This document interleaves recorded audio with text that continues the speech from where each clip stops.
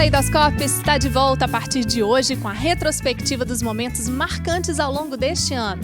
Hoje e nos próximos 2 programas você poderá conferir alguns temas que discutimos aqui nesse estúdio. E teve muita gente espalhada por esse Brasil acompanhando o programa. Eu queria aproveitar para mandar um abraço para o pessoal de Santo Antônio do Amparo, que nos assiste em Minas Gerais. Deixa eu mandar um abraço especial para a cidade de Macapá, no Amapá, que assiste o nosso programa ao vivo. Eu queria mandar um abraço para o pessoal que nos assiste no Vale do Grajaú, no Maranhão. Deixa eu mandar um abraço para o pessoal que nos assiste ao vivo lá no Espírito Santo, na cidade de Aracruz. Muito obrigado aí pela audiência. Um abraço para o pessoal de Sabará, aqui em Minas Gerais. A gente vai mandar um abraço especial para a cidade de Jacaraú, que nos assiste ao vivo. Sabe onde? No estado da Paraíba, estado do meu pai. Beijo pra turma aí. Um abraço pro pessoal de Venâncio Aires, no Rio Grande do Sul. Um abraço pra cidade de Casiara, no estado de Tocantins, que assiste ao programa ao vivo. Um abraço pro pessoal de Rio Branco, que nos assiste no Acre. Valeu por estarem ligados aqui com a gente. Um abraço, então, para todo mundo que ficou ligado com a gente. E muitos temas do Bate-Papo no Estúdio entraram no universo moderno das selfies, aplicativos diferentes. Discutimos o uso em excesso de aparelhos eletrônicos e invadimos as telas, não só dos celulares, como também dos cinemas e TVs. Bate-papo aqui no nosso estúdio, o tema que hoje é selfie, gente. Bom, Fabrício, no bloco anterior a gente terminou com um comentário do Tui, assim, é muito narcisismo. A selfie é isso, assim, tem muito desse narcisismo, da pessoa querer se mostrar demais. Tem um ponto de narcisismo. Inclusive, a própria origem da palavra narcisismo nos ajuda a entender isso, né? Narciso na beira do lago, apaixonado pela sua imagem, né? Então, de alguma forma, a selfie tem essa característica, né? Um sujeito que tem um apreço pela sua imagem. Tem esse lado, né, narcísico, mas tem o lado também de aprender a se colocar nessa nossa sociedade do espetáculo, né? Quer dizer, os meninos entram hoje, como eles também acabam sendo mídia, né, eles entram como estratégia. Vou publicar em tal horário não dá Ibope, outro horário dá Ibope, vou colocar e vou tirar, vou colocar e pedir alguém para curtir. Existe então, quase um código também de conduta ali da selfie, então? Porque tem horário... Existe mais estratégia do que TV, do que Ibope de televisão, assim, né? No caso, assim, dos seus amigos, porque você não é muito dessa, assim, né, de postar... Você observa muito, assim, um diário? Tem gente que posta diário mesmo, assim, eu tô chegando em tal lugar, tô fazendo tal coisa. Como é que você vê, assim, essas pessoas que se expõem dessa forma? A gente tava até brincando ali nos bastidores que tem aquela pessoa que é o bom dia, né? Ela posta foto, bom dia, a legenda é só isso. Eu acho que todo o problema é exatamente o que a Patrícia falou, essa falta de percepção de que a sua vida online é uma extensão da sua vida real.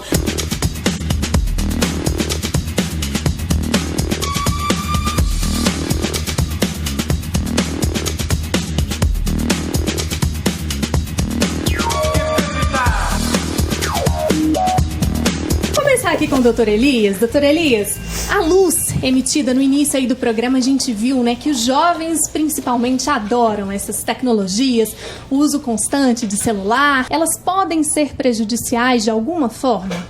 Sim. Naturalmente que tudo aquilo que diz respeito à atividade visual, ela tem que obedecer de uma forma primária e básica à luz, à iluminação, né? Porque a formação da imagem na nossa retina, ela nada mais é do que um impulso luminoso, né? Assim como para a Mariana, que ela vai falar sobre a questão da audição, né, dos decibéis, os impulsos luminosos para nós são os decibéis que ela vai falar. Então, é claro que a gente tem que obedecer regras, né? Apesar, assim, que os jovens estão usando muito esse equipamento, que é o fone de ouvido, né? E eu queria que você fizesse um comentário a respeito dos riscos que esse fone de ouvido ele pode trazer, principalmente quando se está no metrô, né, num transporte, quando a gente já tem uma influência sonora externa.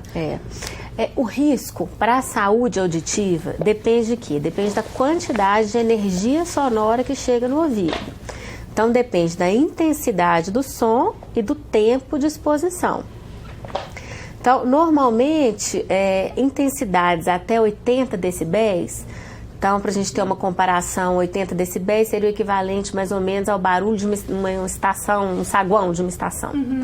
Isso também é muito difícil de medir, porque nos aparelhos não tem essa quantidade de decibéis, né? Mas tem estudos que mostram que, assim, jovens entre 15 e 24 anos, quase 90% deles têm o hábito tanto ou do uso do fone de ouvido, ou de frequentar, né, boate, show de rock muito frequente. Nesses shows de rock, nesses concertos, boate, a intensidade do som chega a 100, às vezes 120 decibéis, que é muito alto. E desses jovens que usam fone de ouvido, tem um estudo aí mostrando que 1 em cada 5 usa por mais de 5 horas.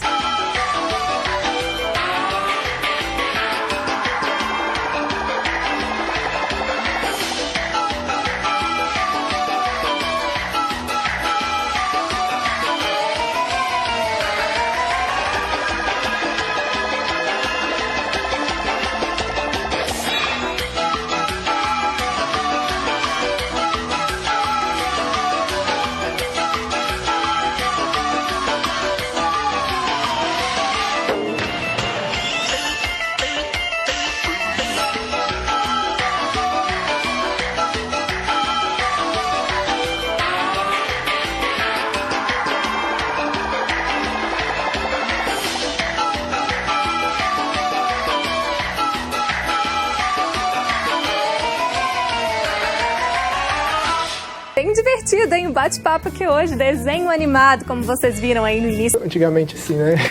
Não tão antigamente? Poxa vida.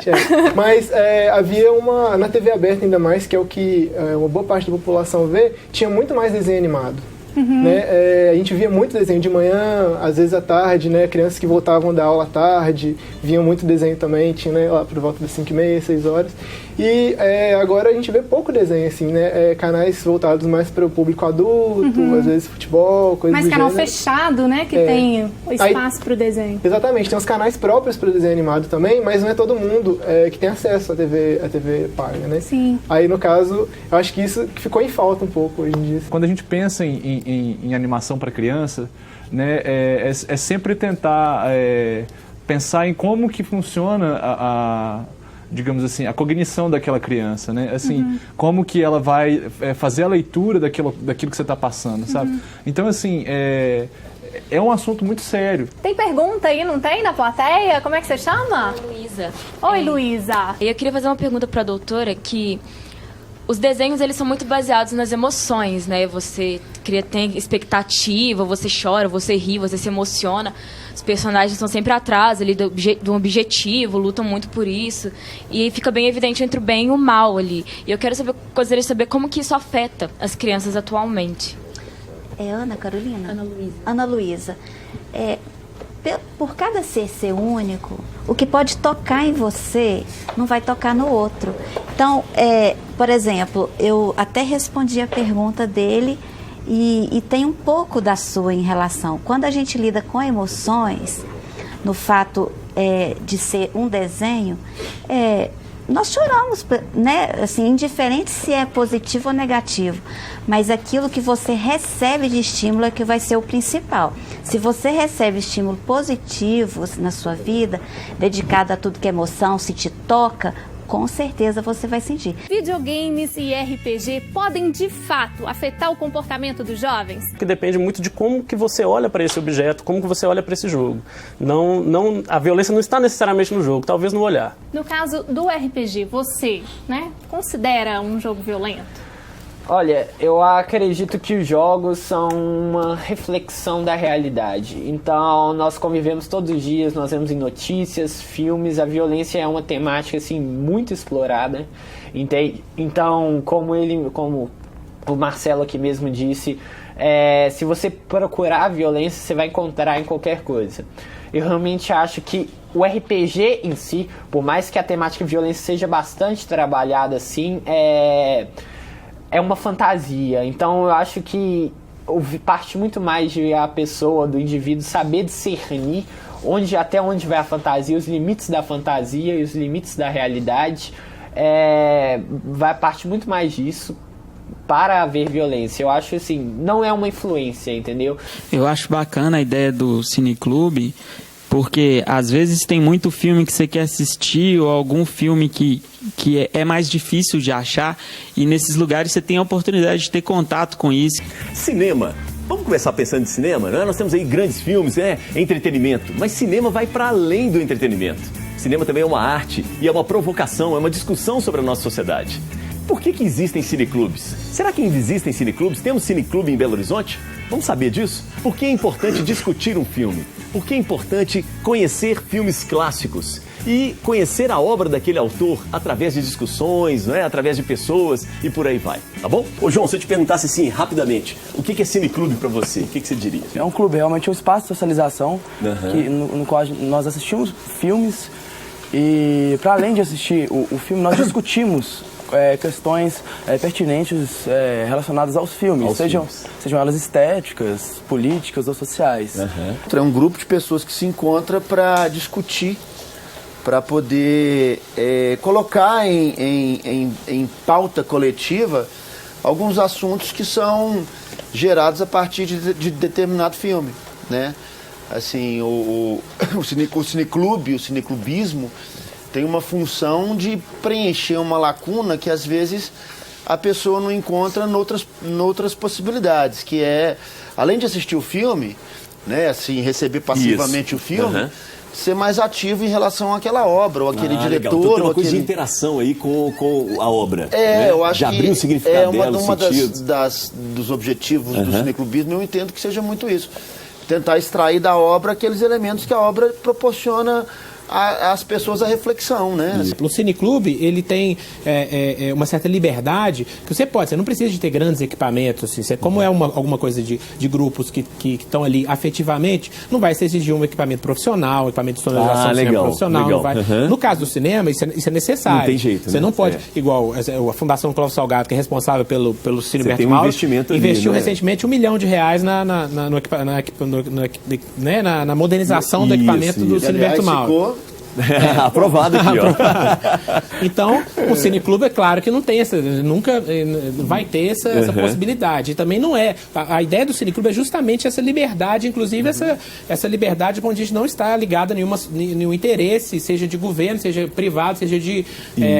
então ele tem essa liberdade em si. Tem cara de cineclube, tem filme que não. O que você pensa disso? Eu acho que isso é complexo. Eu acho que essa é uma discussão super boa, assim. Acho que, como ele falou, se você for pensar no sentido político, sociológico, qualquer filme vai acabar se encontrando alguma coisa para ser discutido.